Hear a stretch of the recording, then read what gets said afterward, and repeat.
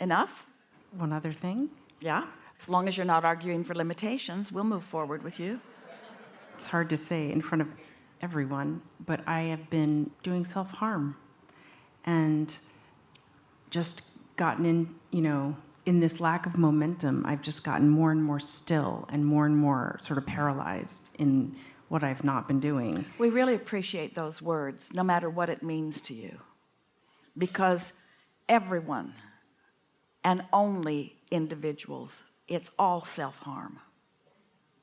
It's all self-harm rather than allowing of well-being. And you can tell in the moment which way you're leaning. It's about momentum, isn't it? Yeah. And it feeds on itself. Yeah. And so I want to ask, being here certainly breaks that momentum, but if I get there again, what do I do? Well, the thing is, once you get there, there isn't anything you can do, because the momentum has taken you there. And so the best thing that you can do is understand it and not beat up on yourself about it, and not try to use action to compensate for vibration that you haven't cleaned up earlier. But this question gives us the best opportunity to say the most important thing that we'll ever say to anyone, and that is, it's not what you do when you're faced with the moment of the momentum.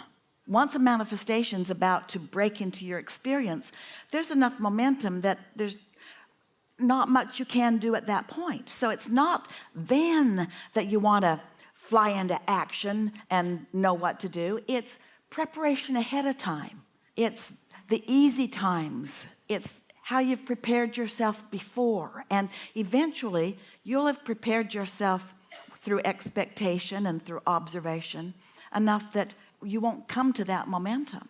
Sometimes we say to the groups that gather with us that among you we often find people that all kinds of people who want to measure you and pigeonhole you and assign labels to you.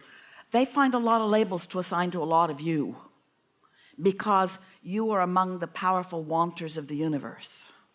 And when you really have strong desires, when you've been born with powerful desire, when you get crossways of it, you don't take it very well.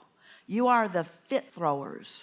Among you are those who have frequent tantrums, and we mean that in the nicest way. We mean that when you really care about things, when you get crossways of them, it really feels awful.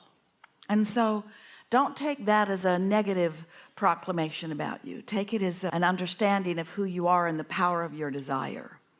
And so you are never going to be one who can get crossways of your powerful desire and take it easy. There are some who can put up with that stuff, but you are not one of them. At the last gathering prior to this one, the last person in the hot seat asked us if we had only one thing that we could say to all of you, the one thing that we care most that you hear, what would it be? And we said, be nicer to yourselves. Give yourself the benefit of the doubt, as your inner being does. Be nicer to yourselves. Practice thinking kind thoughts about yourself, others too, but be nicer to yourself. And so that's the preparation that we're talking about. It's looking for it when it's easy to find, not when it's hardest to find. And before you know it, that momentum will slow so much that it will be rare and eventually non-existent. You'll see. Enough? Really good.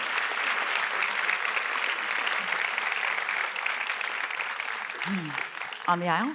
Yeah. On the aisle?